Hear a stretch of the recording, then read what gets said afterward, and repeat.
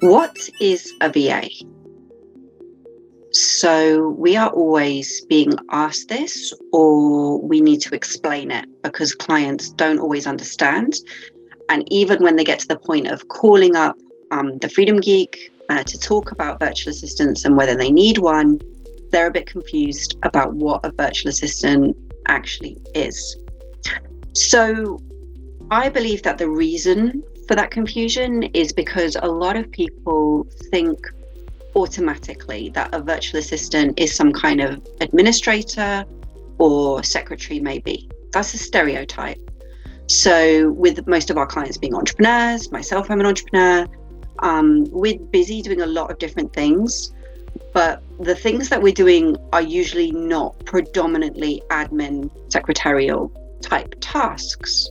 So I think what has happened in the past is when entrepreneurs have been thinking about getting virtual assistants and they've talked to other entrepreneurs who've told them they've got virtual assistant, maybe one, maybe multiple virtual assistants helping them, they get confused because they think, but can virtual assistants really help me with the type of tasks that I'm doing? So for an entrepreneur who is by themselves in a business, and we work with a lot of those kind of people, and I used to be one before I built a VA team. The types of tasks that you're probably generally doing are a mixture of day-to-day operations, customer services, financials, marketing, sales, lead gen, and then of course the strategy, that type of thinking, strategic thinking that drives the business forward. So those tasks, in a much bigger organization would be individual jobs for multiple people. But when it's only me in a business, we've got to do everything. And those tasks are not, admin or secretarial tasks for the most part. There might be some tasks like that. And of course, you're also doing those. So we've had instances in the past where clients have called us up and the conversation, this has made me smile, has been that particular person was talking to a friend who was another entrepreneur or someone they knew who was another entrepreneur. And that other person told them that virtual assistants are great and that they needed one and that, you probably need one as well.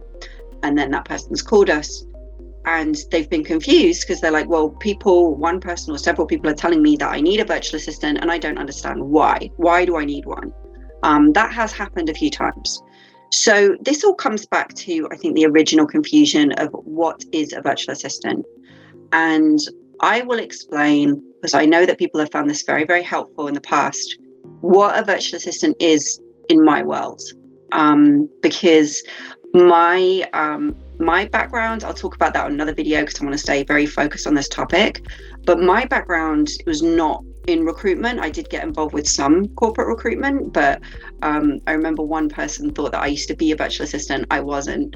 I just really needed one.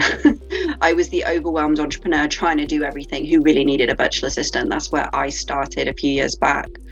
And so in my world, and what I started to realize that painted the vision for me around virtual assistants is what a virtual assistant is, entrepreneur themselves.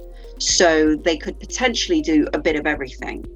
And for an entrepreneur who's doing a bit of everything, this could really be exactly what you need. And this is particularly true if you already have a process for it.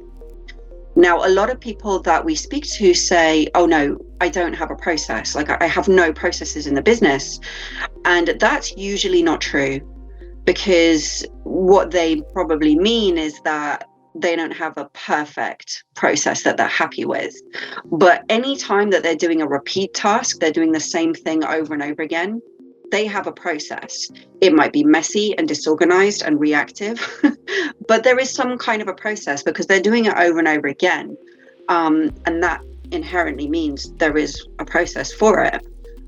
So most repeat tasks in a business do have a process. Maybe it's sort of stuck together and clumsy, but it's still a process. And that's a starting point, because when you work with virtual assistant, you do need to start where you are. And hopefully that makes sense with the explanation that I've just given around, your messy processes that you're potentially doing in your business today. So it may not feel good enough, but when does anything feel good enough when you're an entrepreneur running your own business and you have those high standards? I'm very familiar, believe me.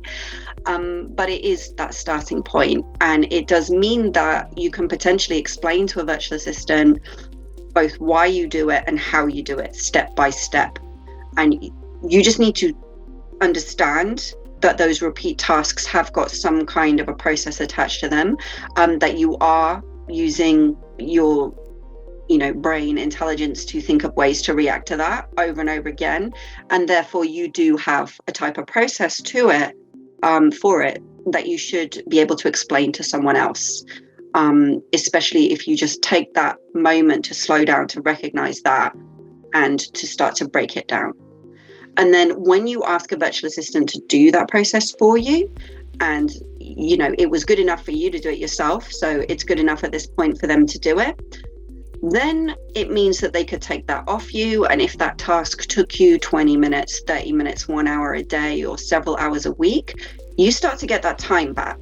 And you can use that time to improve that process and refine it if you want to, if it was just, never quite as good as you'd hoped it to be.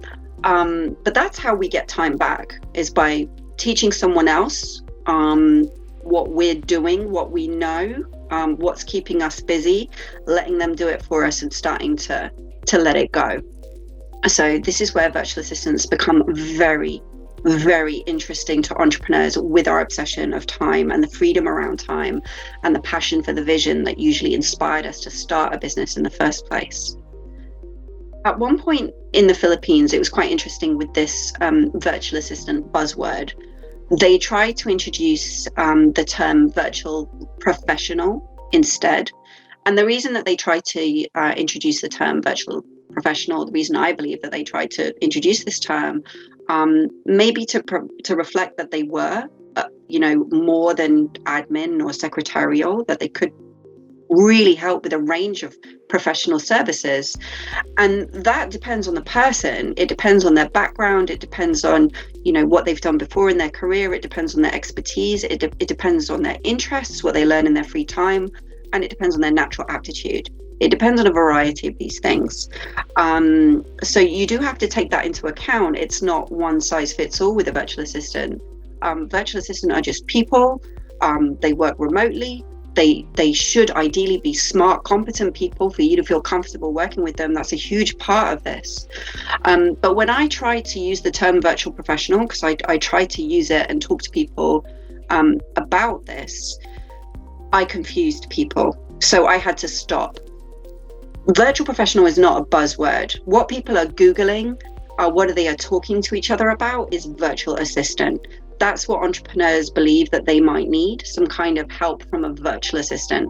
That's the term that people use, and that's the resource that they believe that they are potentially interested in.